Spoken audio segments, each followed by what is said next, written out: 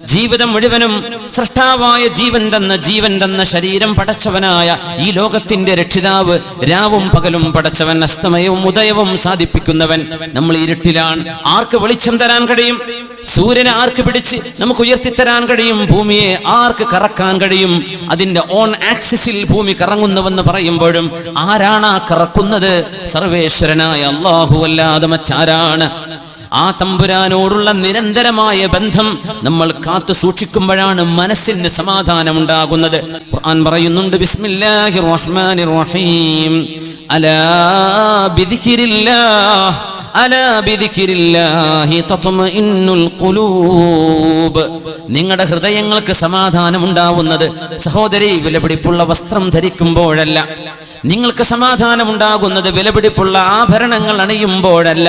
നമ്മൾ ഓരോരുത്തർക്കും സമാധാനമുണ്ടാകുന്നത് കയ്യിൽ കാശുകൾ വന്നു ചേരുമ്പോഴല്ല. പിന്നെയോ അലാ, അത് പലർക്കും അറിയില്ല. അതുകൊണ്ട് നിങ്ങൾ അറിയണം, വിശ്വാസികൾക്ക് അറിയണം. അലാ, അറിയണം, ബിദിക്രില്ലാഹ്, അല്ലാഹുവിനെ ഓർക്കുന്നതിലൂടെയാണ് തത്മഇന്നുൽ ഖുലൂബ്, ഹൃദയത്തിന് സമാധാനം ഉണ്ടാകുന്നത്.